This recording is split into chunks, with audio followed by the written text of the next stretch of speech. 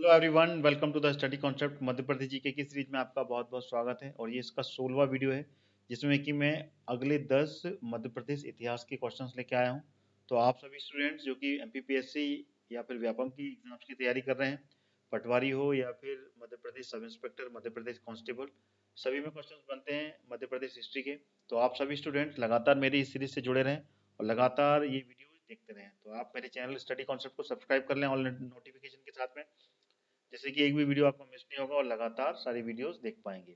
और साथ ही साथ मेरा वीडियो अगर आपको पसंद आता है, क्वेश्चंस पसंद आते हैं, तो मेरे वीडियो को लाइक और शेयर करना बिल्कुल ना भूलें। तो चलिए शुरू करता हूँ। अगला वीडियो 16वां वीडियो है ये मध्य प्रदेश जीके का, जो कि इतिहास के अगले 10 क्वेश्चन हैं। आगे बढ़ने से पहले मैं आपको बताना चाहता हूँ इंडिया के लार्जेस्ट लर्निंग प्लेटफॉर्म अनअकैडमी के बारे में, जिसमें कि आप सब्सक्राइब करेंगे तो आपको सीधा 10% का डिस्काउंट मिलेगा। मेरा रेफरल कोड लगाएं और प्लस की यूजर्स बन के आप कंप्लीट प्रिपरेशन कर पाएंगे। अभी बहुत ही अच्छा यहाँ पर स्पेशल प्राइस वीक चल रहा है अनअकैडमी पर, जिसमें कि आपको 15% स्पेशल डिस्काउंट और 10% रेफरल कोड डिस्काउंट मिल रहा है, जो कि 24 महीने के सब्सक्रिप्शन पर मिलेगा, जो कि 25 तारीख से लेकर 30 तारीख तक के नवंबर तक ये वैलिड है। जो कि अभी हाल में जो प्राइस था वो 16,000 था, डाउन करके 13,600 हुआ। 15% का ड्रॉप और रेफरल कोड लगाएंगे तो आपको सीधा जो कोर्स पड़ेगा वो 12,240 रुपये में पड़ेगा, जो कि फाइनल प्राइस है। तो ये मौका आपको हाथ से नहीं जाने देना चाहिए, जिसमें कि आपको सीधा 25% का डिस्काउंट मिल रहा है, जो कि वैलिड है 30 नवंबर तक ये ऑफर चल रहा है। तो तुरंत ही आप अनअकैडमी के इस स्पेशल प्राइस का फायदा उठाएं और सब्सक्राइब करें 24 महीने का प्लान। अनअकैडमी में फ्री में आपको लिमिटेड सिलेबस मिलता है, वहीं प्लस में आपको complete syllabus, unlimited mock test, PDF notes, dedicated doubt clear session, MPPSC prelims और मेंस की पूरी प्रिपरेशन और 2000 से अधिक क्वेश्चंस यहाँ पे आपको कवर किए जाते हैं। अनअकैडमी में पढ़ने के फायदे क्या है यहाँ पर ये समझ लेते हैं। Learn from the favourite teacher, structure learning होती है, different batch course, different exams के लिए, dedicated doubt clear sessions live class में, इंटरेक्शन, पोल कमेंट्स, क्विज के द्वारा एक ही सब्सक्रिप्शन में अनलिमिटेड एक्सेस, सभी एडुकेटर्स का सिंगल कैटेगरी में वीडियो डाउनलोड कर सकते हैं और पीडीएफ भी यहाँ पर डाउनलोड कर सकते हैं। अनअकैडमी पे स्कॉलरशिप असेसमेंट टेस्ट, जो कि एमपीपीएससी प्रीलिम्स की फ्री मॉक टेस्ट होती है, जो कि हर संडे मिलता है सुबह 10 बजे और रात में 8 बजे, जिसमें कि 50% और 25% की स्कॉलरशिप आपको दी जाती है। अनअकैडमी पर गुरु मार्गदर्शन subject wise free MPPSC mock test series जो चल रही है, जो कि 24 तारीख, 26 तारीख और 29 नवंबर को ये कंडक्ट की जा रही है, जिसमें कि कंप्लीट एमपीपीएससी प्रीलिम्स का मॉक टेस्ट सीरीज चल रही है, जिसमें कि first rank, third rank, second rank और थर्ड रैंक को यहाँ पर अमेजन के गिफ्ट कार्ड यहाँ पर प्रोवाइड किए जाएंगे। तो इसमें ज्वाइन करके आप इस सीरीज से ये प्राइजेज जीत सकते हैं। अनअकैडमी पर डेली T20 टेस्ट सीरीज, जो कि हर रोज 8 बजे आपको, और इसका एनालिसिस 8:30 बजे मिलता है, जो कि 20 करंट अफेयर्स का 20 मिनट्स का यहाँ पर एनालिसिस होता है, जिसमें कि फर्स्ट 10 रैंक होल्डर को 25% की स्कॉलरशिप और सेकेंड 2 साल की सब्सक्रिप्शन पर यहाँ पर ये स्कॉलरशिप मिली जाएगी। एमपीजी के ब्रह्मास्त्र का फ्री रिवीजन टेस्ट वीकली चलता है यहाँ पर हर Thursday. Madhya Pradesh sub inspector का फुल लेंथ कोर्स, जो कि फ्री मॉक टेस्ट सीरीज है, जो कि हर रोज सुबह इवनिंग में 7 बजे आपको मिलता है। मध्य प्रदेश हाई कोर्ट का ये स्टेनोग्राफर का प्लस का कोर्स अभी स्टार्ट हुआ है, जो कि आज ही 26 नवंबर से स्टार्ट हो चुका है। ग्रेड 2 और 3 और असिस्टेंट ग्रेड 3 के बैच कोर्स है। तो इसमें आपको प्लस में सब्सक्रिप्शन लेना है और उसमें आप एक्सेस कर पाएंगे। रेफरल कोड लगाकर आप 10% का डिस्काउंट यहाँ पर आपको मिलेगा, जो कि है हरदयाल कुशवाहा। 8 मंथ का फाउंडेशन बैच कोर्स 30 नवंबर से इंग्लिश मीडियम का स्टार्ट हो रहा है यहाँ पर एमपीपीएससी प्रीलिम्स और मेंस के लिए। अगला बैच कोर्स 8 मंथ का फाउंडेशन बोर्ड बैच कोर्स, जो कि एमपीपीएससी प्रीलिम्स और मेंस की तैयारी के लिए, आंसर राइटिंग के लिए, जो कि 1 दिसंबर से स्टार्ट हो रहा है हिंदी मीडियम के स्टूडेंट के लिए। अगला बैच मध्य प्रदेश हाईकोर्ट का एक और स्टार्ट हो रहा है, स्टेनोग्राफर ग्रेड 2, 3 और असिस्टेंट ग्रेड 3 बैच का, जो कि 6 दिसंबर से स्टार्ट हो रहा है। जो मध्य प्रदेश हाईकोर्ट की प्रिपरेशन कर रहे हैं वो सभी विद्यार्थी इसको ज्वाइन होकर आप प्रिपरेशन कर सकते हैं। नवंबर के सारे बैचों का आपको एक्सेस मिलेगा अगर आप प्लस की यूजर्स बनते हैं तो, और दिसंबर के सारे बैचेस का आपको एक्सेस मिलेगा, जो कि दिसंबर में स्टार्ट किए जाएंगे। अनअकैडमी पे सब्सक्रिप्शन डिफरेंट प्लान के होते हैं यहाँ पर, जो कि हैं 24 महीने, 12 महीने, 6 महीने, 3 महीने। तो आपको किसी भी एक प्लान को चूज करते हुए रेफरल कोड लगाना है, हरदयाल कुशवाहा, 10% का डिस्काउंट मिलेगा और प्लस के यूजर्स आप बनेंगे। तो अभी सब्सक्राइब करें एमपीपीएससी व्यापम्स के एग्जाम्स के लिए और क्रैक करने के लिए तैयार हो जाएं। मेरा रेफरल कोड लगाना ना भूलेगा, जिससे कि आपको सीधे 10% का डिस्काउंट मिलेगा और प्लस के यूजर्स बन के आप कंप्लीट प्रिपरेशन कर पाएंगे। So let's crack it. चलिए पहला क्वेश्चन आ गया मध्य प्रदेश इतिहास का, जो कि 10 क्वेश्चनों में से एक है। किस राजा ने उज्जैन में जंतर मंतर वेधशाला का निर्माण करवाया था? सतवंत सिंह, भानुगुप्त, सवाई जयसिंह या फिर महिपाल? तो इसका सही विकल्प है सवाई जयसिंह ने जंतर मंतर वेधशाला का निर्माण करवाया था, जो कि पूरे भारतवर्ष में, ये राजस्थान के जयपुर के महाराज थे। इन्होंने कुल 5 जंतर मंतर वेधशाला का निर्माण करवाया था, जिसमें से एक ये जंतर मंतर वेधशाला उज्जैन में भी था, जिसका निर्माण 1733 में उज्जैन में करवाया था। अगला question, question number second, Hoshangabad शहर के संस्थापक कौन था? कृष्णराज, होशंग शाह, नन्नुक या फिर बागपति मुंज? तो इसका सही विकल्प है होशंग शाह। होशंग शाह जिस तरीके का नाम है उसी तरीके से होशंगाबाद, उन्हीं ने इसका स्थापना की थी। और ये मालवा का सुल्तान, जो मालवा का सुल्तान था, मालवा का सुल्तान दिलावर खां, ध्यान रखिएगा, दिलावर खां का बेटा था, ये पुत्र था उसका। जब दिलावर खां के बाद में गद्दी पर होशंग शाह ही बैठा था। अगला क्वेश्चन आ गया, क्वेश्चन नंबर थर्ड, निम्नलिखित में से कौन सी रचना राजा भोज से है?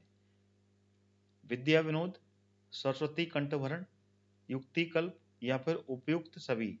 तो इसका डी विकल्प सही है, यानी कि ऊपर दिए हुए तीनों विकल्प बिल्कुल सही है।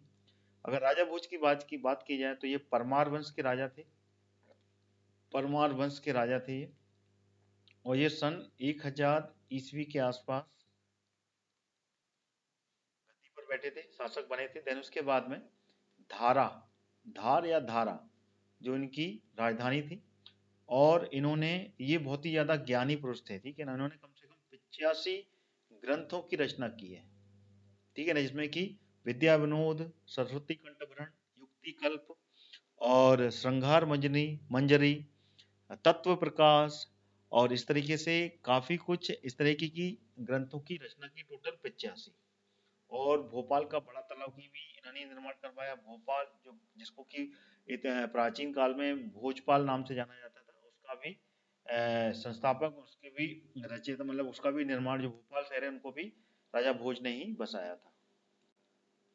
अगला क्वेश्चन आ गया, क्वेश्चन नंबर फोर्थ, अंतिम गौड़ शासक कौन था? शिवराज शाह, मधुकर शाह, नरहरि शाह या फिर चंद्र शाह? तो इसका जो सही विकल्प है वो है नरहरि शाह, जो कि अंतिम गौड़ शासक रहा, जिनको कि मराठा ने, जिसको कि मराठाओं ने हराया था, मराठाओं से ये पराजित हो गया था। अगला क्वेश्चन आ गया, क्वेश्चन नंबर पांचवा, रानी लक्ष्मीबाई किस अंग्रेजी सेनापति के विरुद्ध युद्ध करते हुए वीरगति को प्राप्त हुई? रॉयल आयरिश, कर्नल स्टॉकथो, कैप्टन लुडवो या फिर कर्नल राप्टी? तो इसका जो सही विकल्प है वो है कर्नल, रॉयल आयरिश के साथ में युद्ध हुआ था, ये अंग्रेजी सेनापति था, और ये ग्वालियर के समीप, याद रखिएगा, ग्वालियर में इनकी समाधि है इसकी, ग्वालियर के समीप में यहाँ इसका ये टकराव हुआ था रानी लक्ष्मीबाई का रॉयल आयरिश के साथ में। और 18 जून 1858 को ये वीरगति को प्राप्त हुई थी। और साथ ही साथ में इनकी जो एक सहायिका थी झलकारी बाई, इनका भी नाम बिल्कुल याद रखना चाहिए आपको, झलकारी बाई, जिन्होंने की इसकी रानी लक्ष्मीबाई की मदद की थी, और जो कि इनकी वेशभूषा में झांसी में ही रुक गई थी। तो झांसी में इनकी भी हत्या हुई थी साथ में, और उसके बाद में रानी लक्ष्मीबाई की हत्या 18 जून 1858 को ये शहीद हो गई थी। अगला क्वेश्चन, क्वेश्चन नंबर 6, चंदेल शासक के समय मध्य प्रदेश के किस क्षेत्र को झिझाग भुक्ति के नाम पर कहा जाता था? बघेलखंड, बुंदेलखंड, मालवा या फिर विंध्य क्षेत्र? तो इसका सही विकल्प है बुंदेलखंड। बुंदेलखंड को कहा जाता था, जो कि चंदेल शासक जय शक्ति, ध्यान रखिएगा, जय शक्ति के नाम पर पड़ा था, जय शक्ति, जो कि इस समय राजा था, ठीक है, जय शक्ति जेजाक, जेजाक नाम था, तो इसी के नाम पर जेजाक भुक्ति नाम पड़ा था यहाँ का, कहाँ का, बुंदेलखंड का, जिसको कि झिझोती के नाम से भी जाना जाता है, झिझोती, ठीक है, इसे भी याद रखिएगा इसे। अगला क्वेश्चन आ गया, क्वेश्चन नंबर 7, किस चंदेल शासक ने के द्वारा राजधानी परिवर्तित करके खजुराहो को नई राजधानी बनाया गया था? जयशक्ति, नन्नुक, दंगदेव या फिर यशोवर्मन? तो इसका जो सही विकल्प है वो है दंगदेव। दंगदेव का जो शासन काल था वो 950 से लेकर 1000 ईसा पूर्व, 1000 ईस्वी तक था, सॉरी, ईस्वी तक था। और चंदेल वंश की जो संस्थापक थे वो थे नन्नुक। नन्नुक ने स्थापना की थी और ये की थी 831 में। 831 से लेकर 845 तक इन्होंने शासन किया, जो कि कहाँ किया था? महोबा में। महोबा जो कि उत्तर प्रदेश में। फिर उसके बाद में यहाँ से महोबा से दंगदेव अपनी राजधानी खजुराहो लेकर गए थे 950, और दंगदेव ने ही इनके काल में सबसे अधिक मंदिरों का निर्माण हुआ, जो कि खजुराहो में स्थित है। अगला क्वेश्चन आ गया, क्वेश्चन नंबर 8वां। निम्न में से किस राजा को ध्रुपद संगीत का संरक्षक कहा जाता है? राजा मानसिंह तोमर, सम्राट अशोक, राजा भोज, राजा कीर्तिपाल। तो इसका जो सही विकल्प है वो है राजा मानसिंह तोमर को ध्रुपद संगीत का संरक्षक कहा जाता है। और इनका जो शासनकाल था, ये ग्वालियर के राजा थे और ये तोमर वंश के थे, ये ध्यान रखिएगा, तोमर वंश के थे ये मानसिंह तोमर। और इनका जो शासनकाल था वो 1486 से लेके 1517 तक रहा।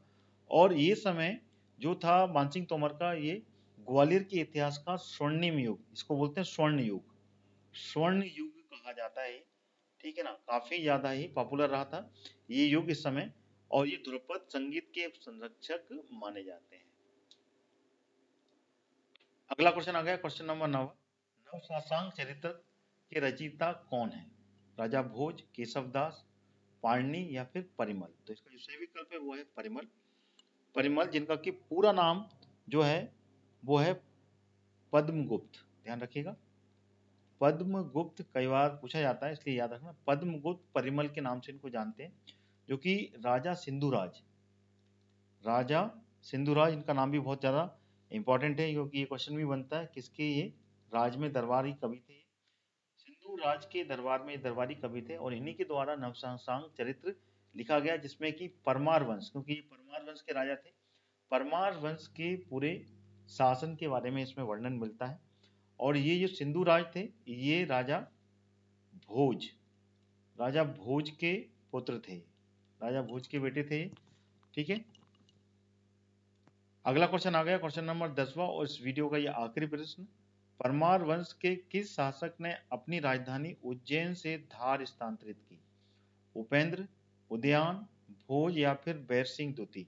तो इसका जो सही विकल्प है वो है बैर सिंह द्वितीय, जिसमें कि जिसके बारे में जानकारी हमें उदयपुर, ध्यान रखिएगा ये इंपॉर्टेंट है, उदयपुर की जो प्रशस्ति है, प्रशस्ति, उससे इसके बारे में जानकारी मिलती है। और इनका जो शासनकाल था ये था 914 से लेके 941 तक इन्होंने ये शासन किया था। और ये पहले की राजधानी क्या थी इसकी? उज्जैन थी, उज्जैन के बाद में ये धार इन्होंने शिफ्ट की थी परमार वंश ने। तो ये थे 10 प्रश्न जो कि मैं मध्य प्रदेश के इतिहास के लेके आया। वीडियो कैसा लगा आपको कमेंट करके बताएं, साथ ही साथ वीडियो को लाइक और शेयर करना ना भूलें।